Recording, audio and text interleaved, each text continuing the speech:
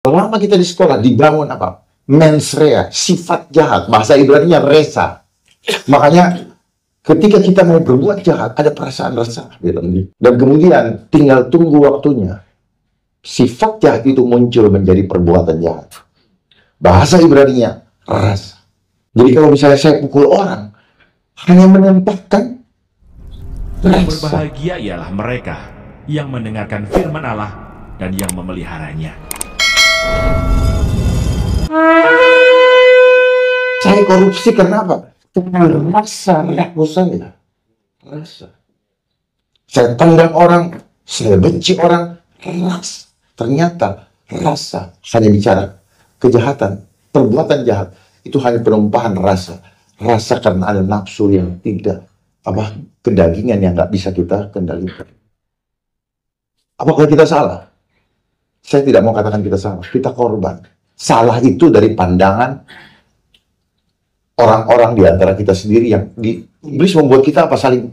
Jadi sistem ini sengaja jadi sistem yang kita lewati mulai dari sekolah sampai sekarang adalah sistem antikris. Dia mengadopsi prinsip, dia mengadopsi budaya, dia mengadopsi kultur daripada antikris. Makanya selama di sekolah kita unggul-unggulan. Padahal buat Tuhan tidak, saling melengkapi. Berbeda. Apalagi di masa ini, social distancing.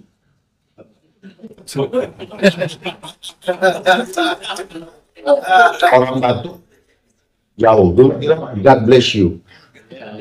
Jadi hebat sekali mereka mendapatkan uang begitu banyak hanya dengan menggunakan simptom umum, gejala umum dari setiap manusia yang masih hidup. Dari dulu saya kalau ke dapur, ibu saya masak, saya pasti bersih. Untung bukan masak COVID. Apakah kita sekarang kita sadar bahwa kita dibuat sinting, kita digoblok-goblokin? Belum, kita kok mau? Saya terpanggil untuk menyampaikan ini kepada seluruh bangsa, kepada bangsa ini untuk selamat. Kenapa? Ini adalah tipu daya yang kita sama sekali tidak mengerti tadi. Kita diberikan kesenangan semuanya. Tiba-tiba caranya ini, stop dulu, langsung goncang itu. Jadi kebiasaan dibiarkan berlama-lama, setelah itu stop, sekarang tidak boleh lagi. Goncang iman. Jadi ternyata tidak gampang untuk masuk kerajaan surga. Terlalu gampang kita digoncang, terlalu fragile. Dan sekarang banyak sekali yang goncang. Apalagi dia membuat persyaratan. Kalau mau ini harus hati-hati. Saya cuma ngomong, jangan pernah terima itu. Ya, kalau ada yang challenge saya buka ayat. Siapapun di sini, saya challenge buka ayatnya. Bukan kita mau menang-menang atau menang, tapi silahkan kalian sendiri. Bukan saya yang berbicara. Saya pun nggak ngerti. Saya itu nggak mengerti firman Tuhan. Ternyata firman Tuhan cuma kuncinya satu. Apa? Perkataan. Tuhan berfirman. Yesus berkata, peringatkanlah. Dengarkanlah. Apa yang didengar? Perkataan. Nggak pernah ada kebukaan apa-apa. Jadi kuncinya adalah perkataan. Nah, makanya kenapa disuruh pakai untuk apa? Karena perkataan kita berkuasa. Karena kita menggunakan nafasnya Allah. Sadar nggak? Kok diam? Kok diam? Serius? Karena dari nafas ini bisa ada keluar kata-kata tanpa ada ketikan. Dan mulut kita ternyata apa? Menjadi speaker, loudspeaker. Loudspeaker ini belajar dari mekanisme tubuh kita yang menyuarakan isi hati kita. Jadi kalau kita ciptaan Tuhan serupa dan segambar, maka mulut kita wajib hukumnya selalu menyuarakan suara hati Tuhan. Amin. Artinya apa? Kata-kata yang harus keluar adalah kata-kata dari firman Tuhan. Tetapi apa yang terjadi sekarang? Takut. Bukan firman Tuhan. Ada dalam firman Tuhan, tetapi sesuatu yang melemahkan. Makanya Allah tidak memberikan roh ketakutan, tetapi roh yang membangkitkan. Jadi kalau ada ketakutan, maka di situ ada iblis. Gampang kan? Kalau Tuhan hanya memberikan roh keberanian, keberanian untuk jujur, itu keberanian, roh keberanian. Barangnya nggak ada. Jadi sebenarnya sesuatu yang tidak terlihat mata, powernya luar biasa. Saya mulai. Ya, kalau dicatat, tolong didengarkan baik-baik. Saya ingin membagikan sedikit, nanti Bapak Ibu boleh bertanya tentang tema ini. Tidak dikonsultasikan ke saya, langsung dikasih ya udah. Perkembangan pelayanan, saya pikir apa pelayanan PLN kah? Pelayanan apa? Kan nggak jelas ya. Pelayanan kesehatan kah? Pelayanan masyarakat kah? Nggak boleh dong saling gini. Jadi ketika kita memberikan perintah atau permohonan, maka harus jelas yang mana.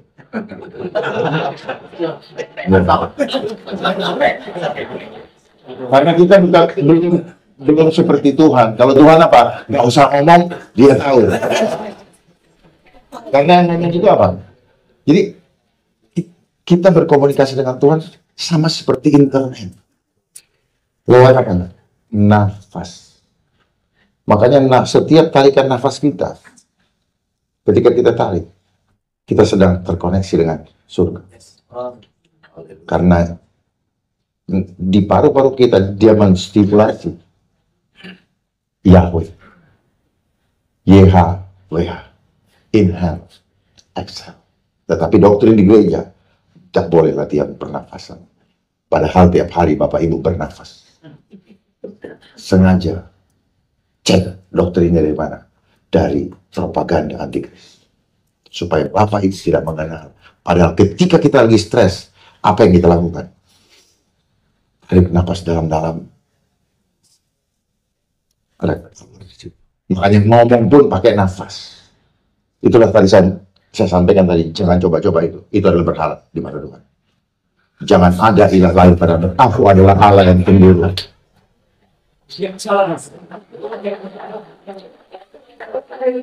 Itu firman Tuhan. Dan Bapak Ibu yang ajarin saya. Jadi kalau saya yang diajarin, saya sebagai anak ngomong begitu, loh Papa Mama ngomong begitu kok. Dari sulut. Hah? Anak buahnya Teti, bukan. Sama Teti penakut. Dia takut sama duit. Kasih tahu gitu. Ya, sedih kan mengambil yang mayoritas katanya mereknya Kristen, tetapi tidak ada kebangkitan di sana. Pulang dari saya langsung bangkit. Karena selama ini yang harusnya bersuara adalah para hamba Tuhan. Karena hubungan manusia dengan Tuhan tidak bisa diintervensi oleh siapapun juga, termasuk negara. Tanggung jawab tubuh kita ada tanggung jawab dengan dia. Karena apa? Kita sudah dibeli dengan harganya yang luas. Jadi kalau mereka bilang ini melanggar hak asasi manusia, mereka sedang melakukan tipu daya. Yang putar lagi. Tubuh kita adalah bait Allah. Bukan punya dia. Bukan juga punya kita. Ayo. Makanya kalau mau memperlakukan tubuh kita, tanya sama yang punya. Boleh enggak? Dan saya jamin 1000% tidak boleh. Makanya bilang, janganlah kamu serupa dengan dunia ini. Jangan merusak bait Allah, karena bait Allah itu adalah kamu. Haleluya. Amin. Sadar nggak kita selama ini? 2 tahun belakangan ini bait Allah yang akan dihancurkan. Dia ingin merusak gambar Allah di dalam diri kita. Supaya kegagalan yang kedua kali kita alami. Setelah kita ditebus oleh Tuhan Yesus di atas kayu salib. Dipulihkan kembali gambar Allah dalam diri kita. Dalam roh. Tapi apa yang terjadi? Dia sedang berusaha untuk merusak gambar Allah. Dan banyak di antara kita yang rusak. Kalau bicara penelitian fisik saya punya. Hancur. Kenapa dia membuat isu kesehatan? Karena kesehatan ini akan mengintervensi tubuh kita.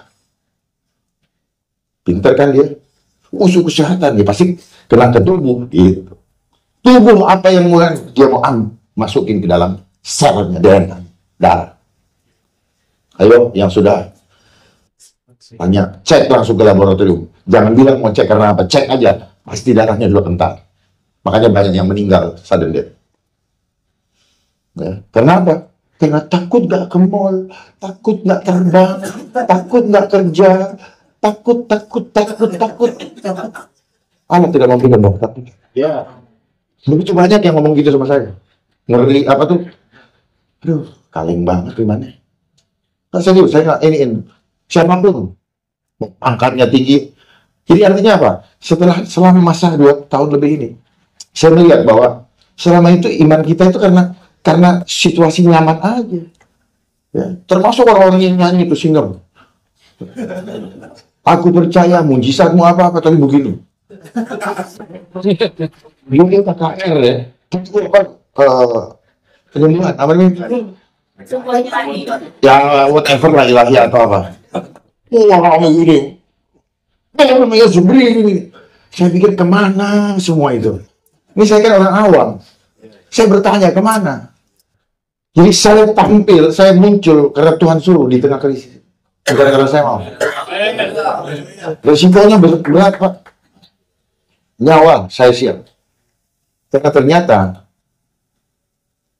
firman Tuhan mengatakan hidupku adalah Kristus, mati adalah untung. Kita mau untung tapi nggak mau mati.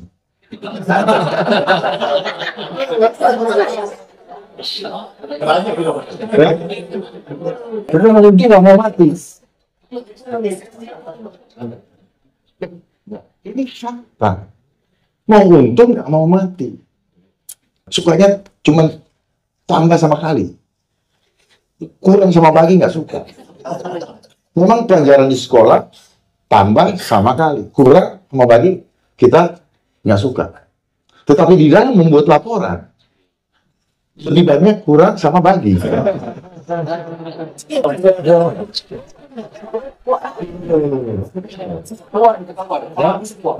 Saya paham betul. Ya. Saya paham betul permainan udang di balik batu. Bukan salah Bapak, tapi sistem yang menanamkan di dalam jiwa kita. Sistem menanamkan dalam jiwa kita. Makanya saya bilang kenapa pegawai negeri itu selalu dihantam dengan korupsi. Karena memang sengaja dijerat. Dijeratnya gini, selama di sekolah diajarin tuh tahu angka itu enak, setelah melamar pekerjaan dikasih gaji kecil. Jadi kayak anjing, daging dikasih, dia ngiler terus, tangannya diikat. Dia lihat sana, ada yang lihat nggak, tapi pengen. Jadi disuruh apa ya? Disuruh ngacai apa namanya? Air liurnya terus disuruh jatuh terus gitu, lihat sana. Di sini pengusaha naik mobil bagus, di sini ini. Terus gue kayak ini, akhirnya apa? Pantasnya gue harusnya level saya misalnya sudah level direktur, ya pantasnya gue naik mobil ini. Mantas sendiri aja udah. Caranya gimana? Lihat sana, toleh. Ternyata kita pernah diajar cara mengambil dengan aman. Laporannya harus beres. Nah,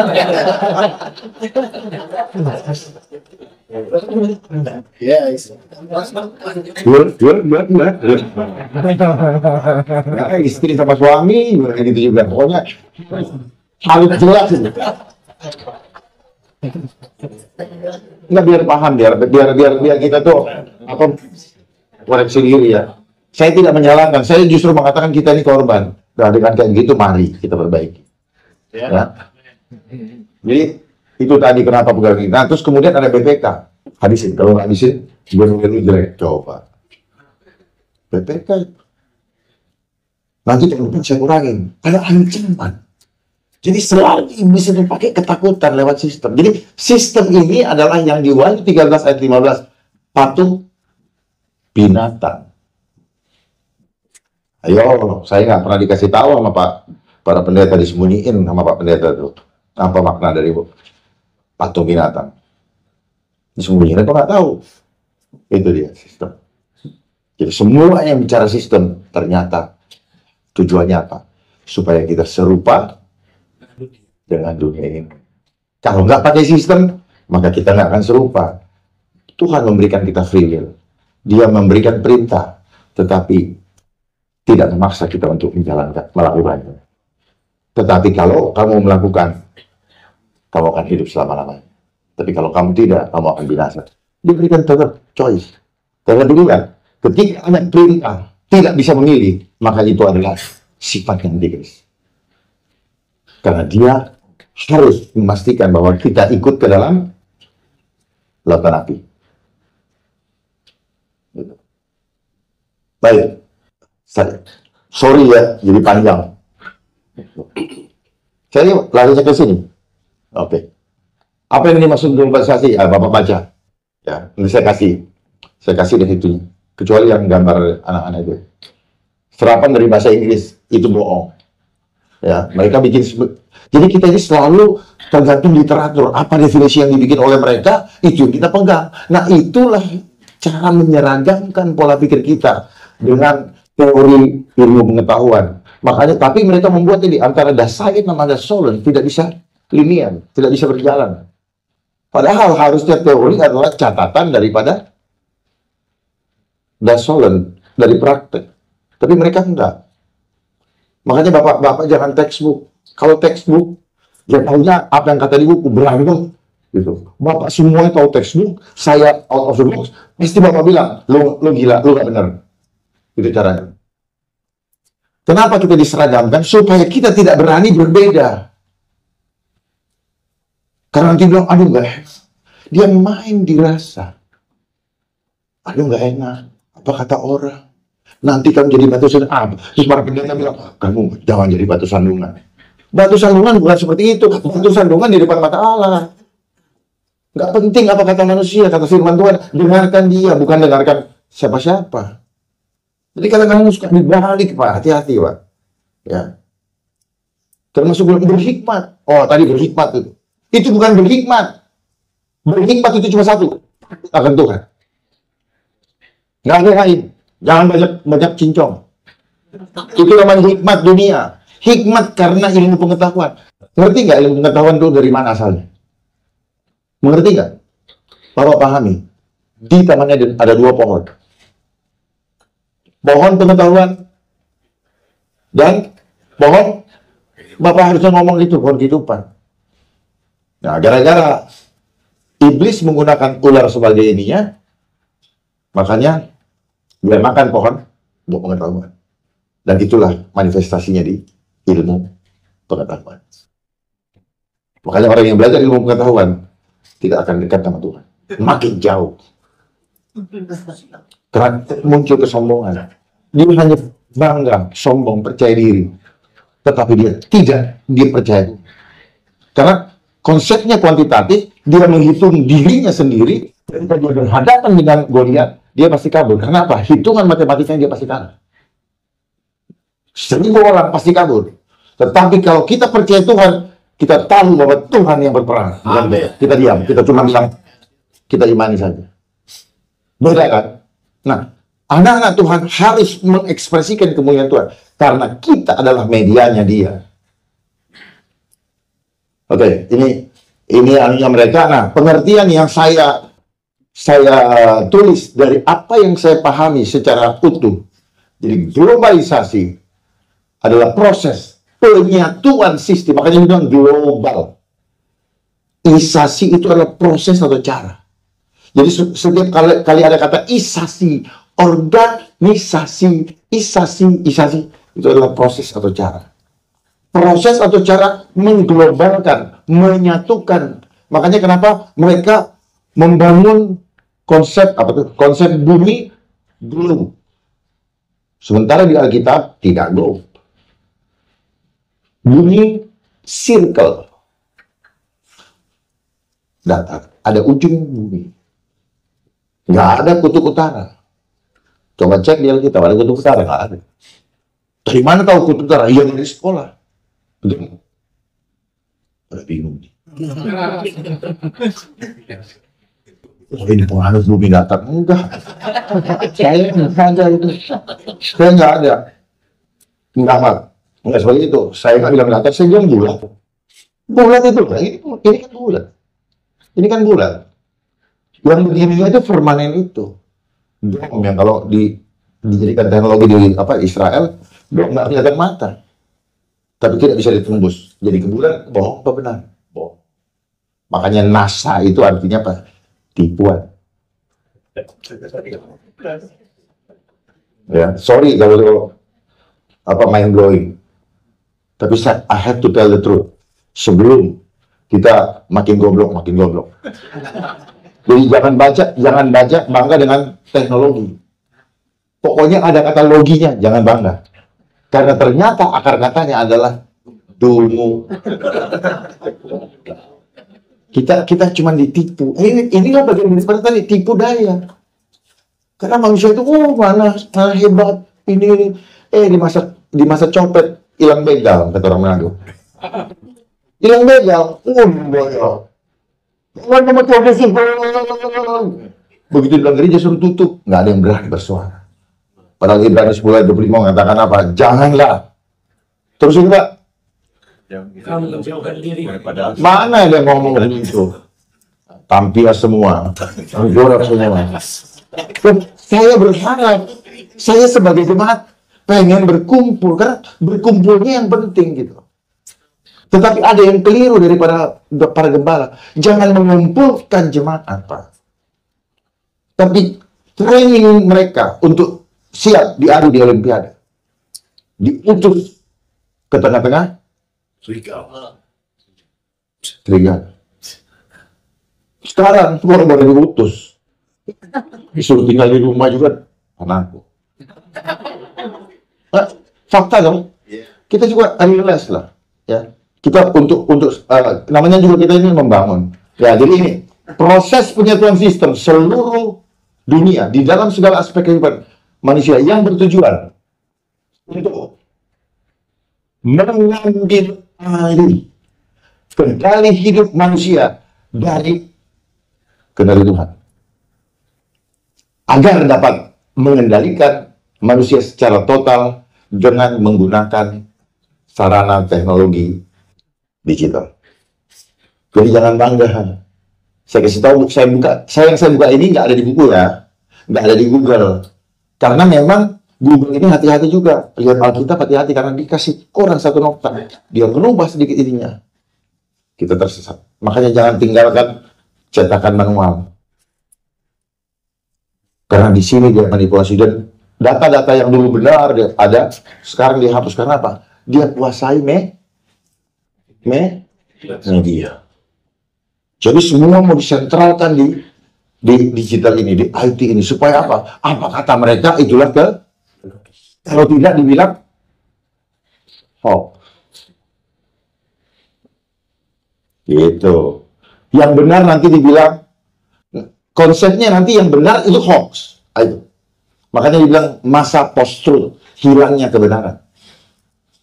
Dan itu adalah konsepnya Antikris.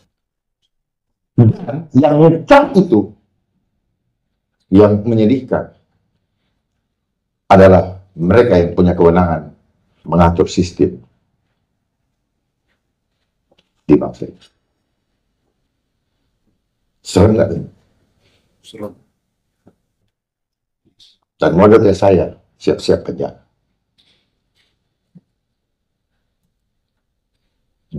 Cuma sayangnya mereka tidak berani head to head untuk ini. Karena saya selalu bawa dalam firman Tuhan.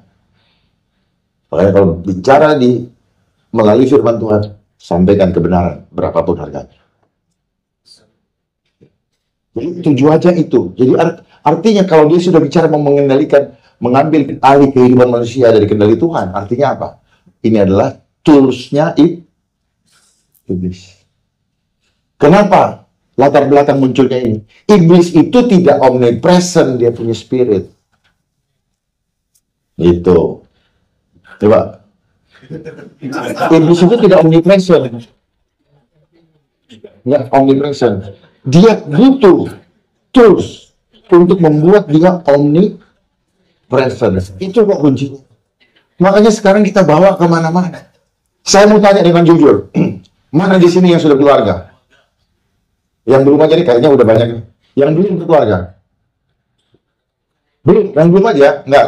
Oke. Berarti yang lain sudah berkeluarga? Angkat tangan yang tidak pernah chatting cewek lain atau cowok lain selain suami atau istrinya.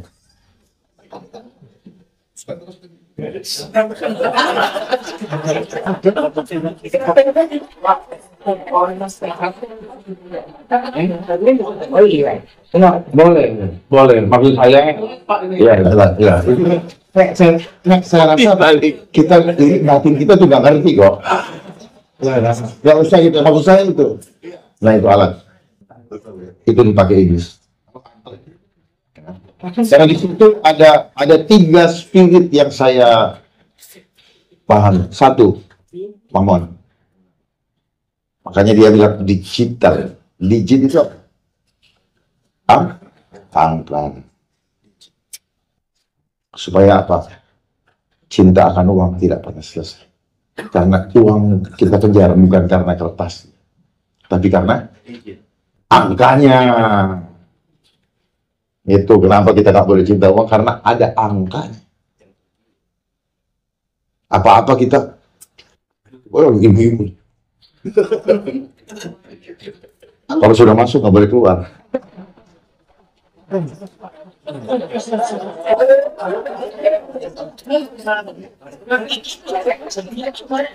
Wah, ibu carinya pasti mahal ya.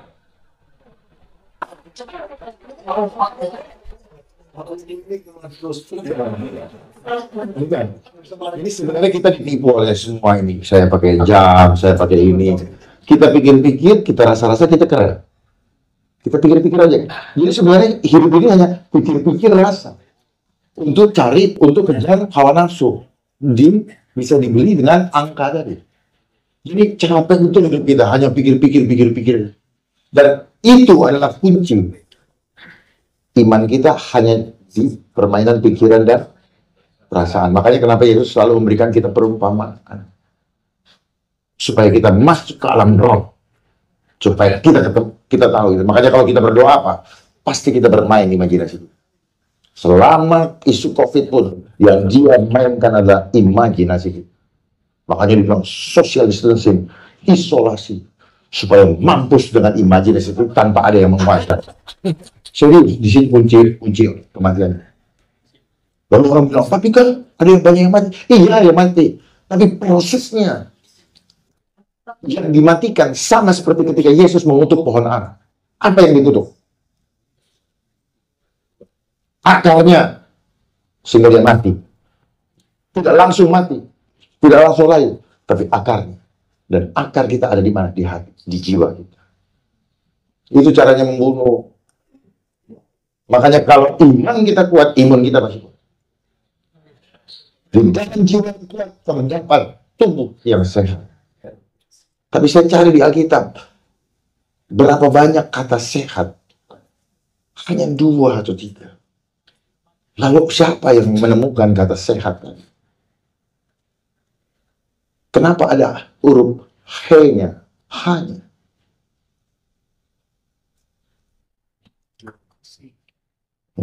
Ini kan terjemahan Alkitab ya, kita orang Indonesia yang bikin. Coba lihat akar katanya. Jangan kesehatan sama kesetanan mirip-mirip. Makanya saya selalu bilang, jangan ikuti. Nanti kan kalimat. Jadi jangan, kita ini kan ngomong begitu kan karena disodorin kata begini. Betul tidak? Bukan karena kita yang bikin. Dia yang tahu etimologinya. Dari mana, kenapa dia bikin begitu. Seperti tadi, muslihat kan. Mestinya melihat kebenaran. Mestinya melihat. Kita nggak sadar. Di balik kata-kata itu selalu ada maknanya. Hawa nafsu. Kenapa dia pilih Hawa? Kenapa dia nggak pilih Adam? Kita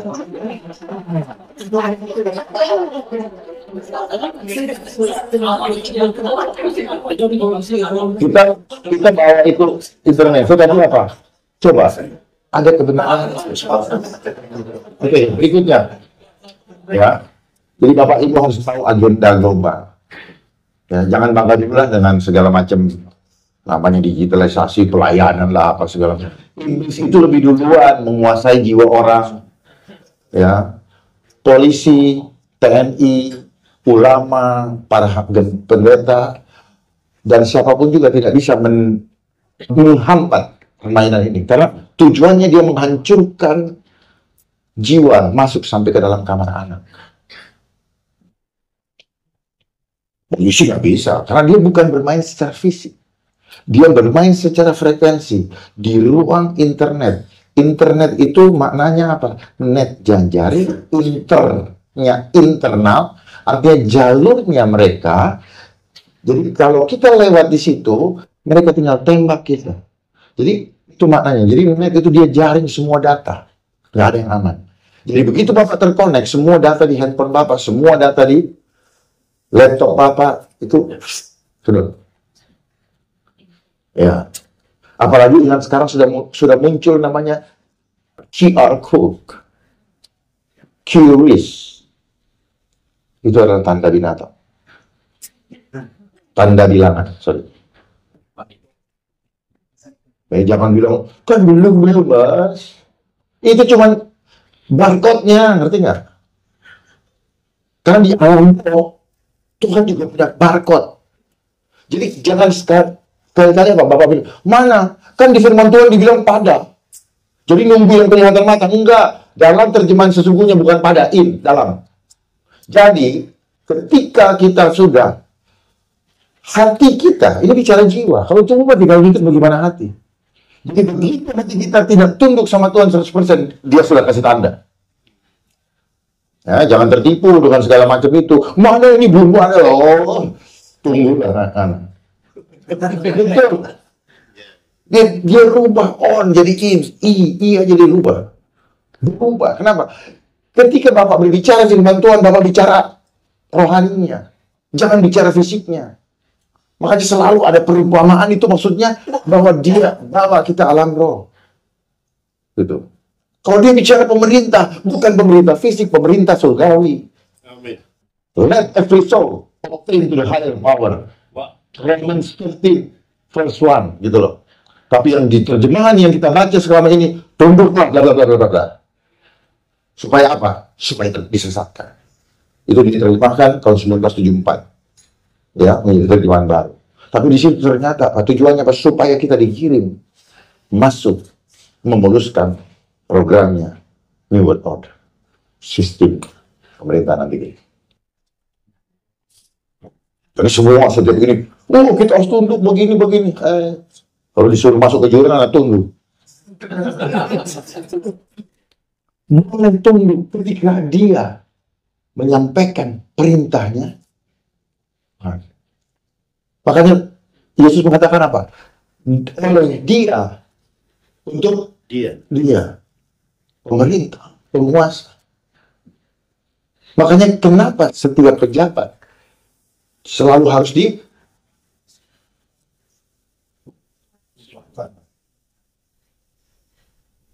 coba dia langgar tuh sumpah. Tunggu waktunya sekarang, anak ketawa. Tunggu.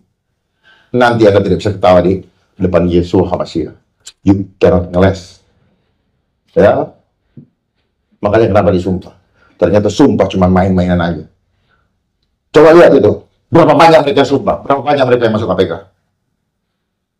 Ya. Ternyata sistem ini tidak menginginkan kebenaran. Jadi cuma slogan aja semua itu. Kita masuk dalam tipu daya. Semua bajingan. Kita diciptakan bajingan. Anak-anak hancur semua. Bagaimana kalau bangsa ini, generasi mudanya hancur gara-gara jiwanya sudah rusak. Banyak, nanti ada video saya kasih lihat. Betapa seorang anak umur 5 tahun, dia cita-citanya ingin menjadi pembunuh. Dan banyak yang masuk rumah sakit jiwa. Karena nonton situs porno. Karena dia merusak seks. Karena mereka belum punya kemampuan kognitif. Belum berkembang. Makanya kenapa kita disuruh masuk sekolah umur 5 tahun. Ternyata mau di program. Mau di doktrin. Bapak pernah pelajari kan? Sedikit. Kenapa yang begitu membahana saat ini? Ternyata sudah dibangun oleh sistem sekolah. Sodom dan Gomora yang Tuhan tidak suka. Dia pakai lagi lambang apa? Pelangi. Dia menghina perjanjian Tuhan dengan manusia. Dan itu adalah virus. Virus itu sifatnya apa? Transfer.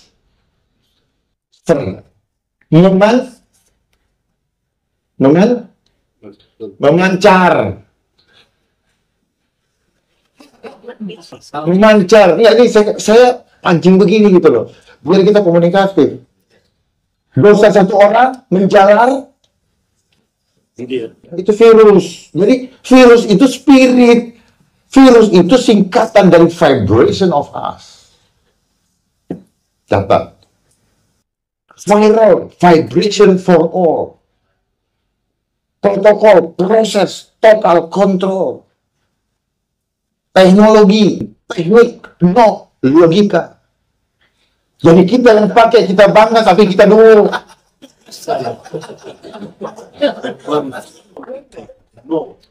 Lebih bagus kayak dulu kita tulis, kita tebal tipis. Saya lebih cepat masuk ketika saya nulis. Membuat konsep pakai tangan sendiri. Kenapa? Ada kaitannya dengan gerakan ini langsung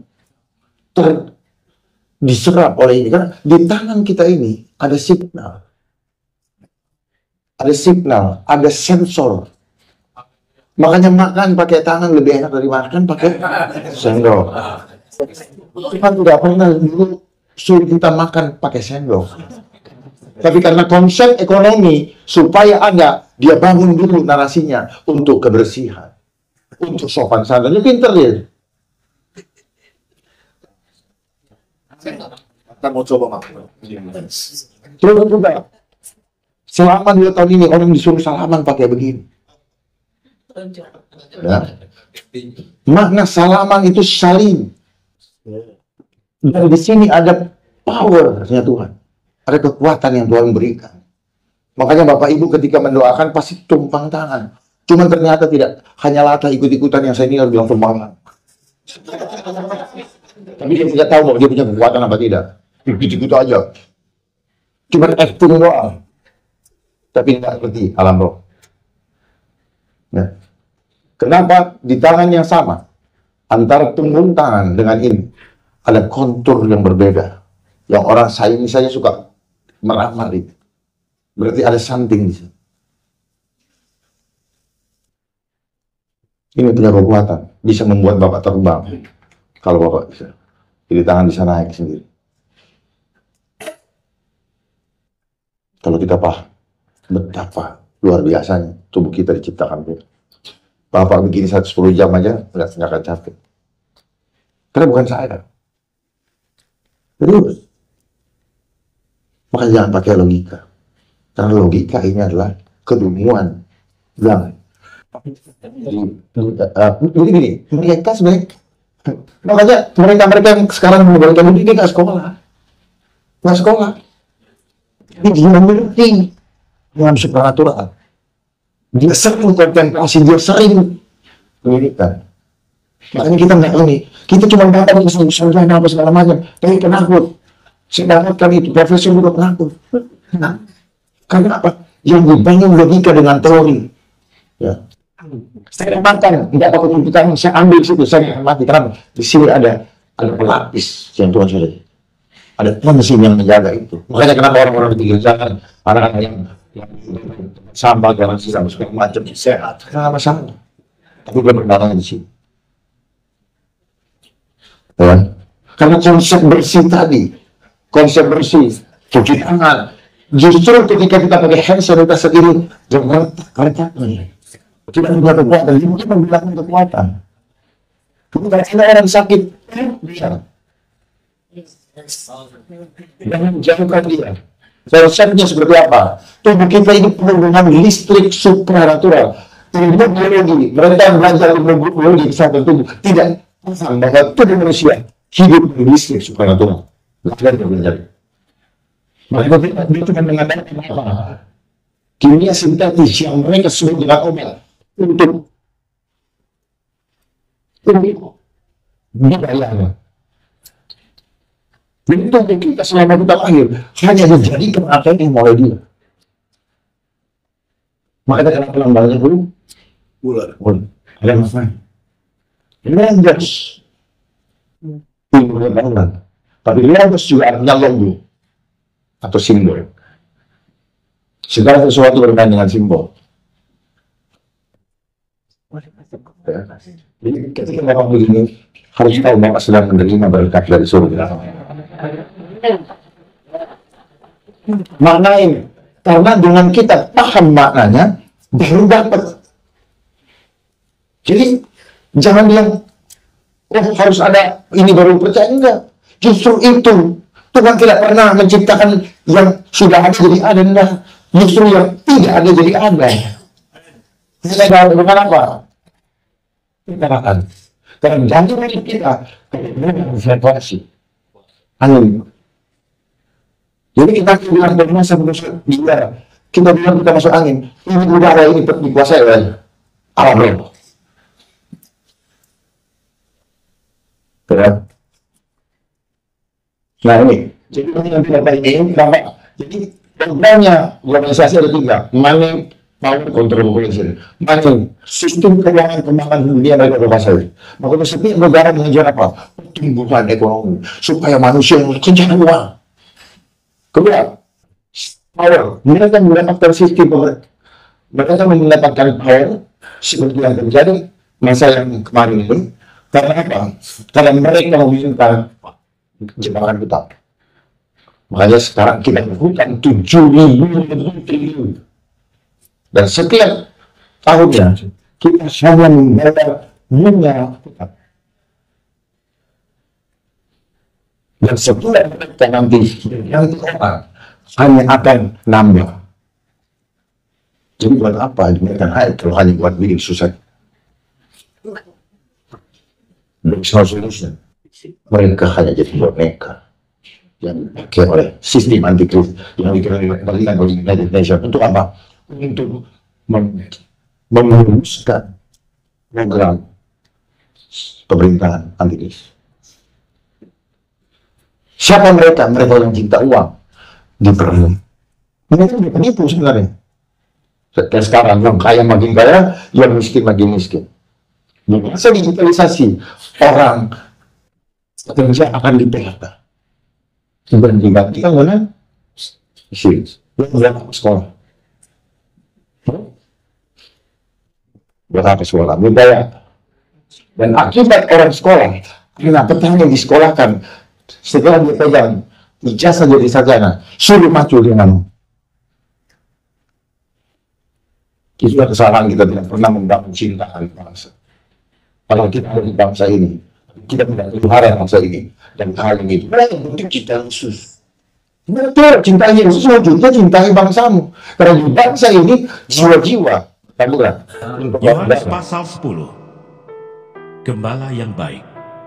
Aku berkata kepadamu, sesungguhnya siapa yang masuk ke dalam kandang domba dengan tidak melalui pintu, tetapi dengan memanjat tembok, ia adalah seorang pencuri dan seorang perampok. Tetapi siapa yang masuk melalui pintu, ia adalah gembala domba. Untuk dia penjaga membuka pintu, dan domba-domba mendengarkan suaranya, dan ia memanggil domba-dombanya masing-masing menurut namanya, dan menuntunnya keluar. Jika semua dombanya telah dibawanya keluar, ia berjalan di depan mereka, dan domba-domba itu mengikuti dia, karena mereka mengenal suaranya. Tetapi seorang asing pasti tidak mereka ikuti, malah mereka lari daripadanya, karena suara orang-orang asing tidak mereka kenal. Itulah yang dikatakan Yesus dalam perumpamaan kepada mereka, tetapi mereka tidak mengerti apa maksudnya. Ia berkata demikian kepada mereka. Maka kata Yesus sekali lagi, Aku berkata kepadamu, sesungguhnya akulah pintu ke domba-domba itu. Semua orang yang datang sebelum aku adalah pencuri dan perampok, dan domba-domba itu tidak mendengarkan mereka. Akulah pintu. Barang siapa masuk melalui aku, ia akan selamat, dan ia akan masuk dan keluar dan menemukan padang rumput. Pencuri datang hanya untuk mencuri dan membunuh dan membinasakan. Aku datang supaya mereka mempunyai hidup dan mempunyainya dalam segala kelimpahan. Akulah gembala yang baik. Gembala yang baik memberikan nyawanya bagi domba-dombanya. Sedangkan seorang upahan yang bukan gembala dan yang bukan pemilik domba-domba itu sendiri, ketika melihat serigala datang, meninggalkan domba-domba itu lalu lari, sehingga serigala itu menerkam dan mencerai-beraikan domba-domba itu. Ia lari karena ia seorang upahan dan tidak memperhatikan domba-domba itu. Akulah gembala yang baik, dan aku mengenal domba-dombaku, dan domba-dombaku mengenal aku, sama seperti Bapa mengenal aku, dan aku mengenal Bapa, dan aku memberikan nyawaku bagi domba-dombaku. Ada lagi padaku domba-domba lain yang bukan dari kandang ini. Domba-domba itu harus kutuntun juga, dan mereka akan mendengarkan suaraku, dan mereka akan menjadi satu kawanan dengan satu gembala. Bapa mengasihi aku oleh karena aku memberikan nyawaku untuk menerimanya kembali. Tidak seorang pun mengambilnya daripadaku, melainkan aku memberikannya menurut kehendakku sendiri. Aku berkuasa memberikannya dan berkuasa mengambilnya kembali. Inilah tugas yang kuterima dari Bapakku. Maka timbullah pula pertentangan di antara orang-orang Yahudi karena perkataan itu. Banyak di antara mereka berkata, "Ia kerasukan setan dan gila. Mengapa kamu mendengarkan dia?" Yang lain berkata, "Itu bukan perkataan orang yang kerasukan setan. Dapatkah setan memelekkan mata orang-orang buta?" Yesus ditolak oleh orang Yahudi. Tidak lama kemudian tibalah hari raya pentahbisan Bait Allah di Yerusalem. Ketika itu musim dingin, dan Yesus berjalan-jalan di Bait Allah, diserami Salomo. Maka orang-orang Yahudi mengelilingi dia dan berkata kepadanya, "Berapa lama lagi engkau membiarkan kami hidup dalam kebimbangan? Jikalau engkau Mesias, katakanlah terus terang kepada kami." Yesus menjawab mereka, "Aku telah mengatakannya kepada kamu, tetapi kamu tidak percaya. Pekerjaan-pekerjaan yang kulakukan dalam nama Bapakku, itulah yang memberikan kesaksian tentang aku. Tetapi kamu tidak percaya, karena kamu tidak termasuk domba-dombaku. Domba-dombaku mendengarkan suaraku, dan aku mengenal mereka, dan mereka mengikut aku. Dan aku memberikan hidup yang kekal kepada mereka, dan mereka pasti tidak akan binasa sampai selama-lamanya, dan seorang pun tidak akan merebut mereka dari tanganku. Bapakku yang memberikan mereka kepadaku lebih besar daripada siapapun, dan seorang pun tidak dapat merebut mereka dari tangan Bapa. Aku dan Bapa adalah satu." Sekali lagi orang-orang Yahudi mengambil batu untuk melempari Yesus. Kata Yesus kepada mereka, "Banyak pekerjaan baik yang berasal dari Bapakku yang kuperlihatkan kepadamu.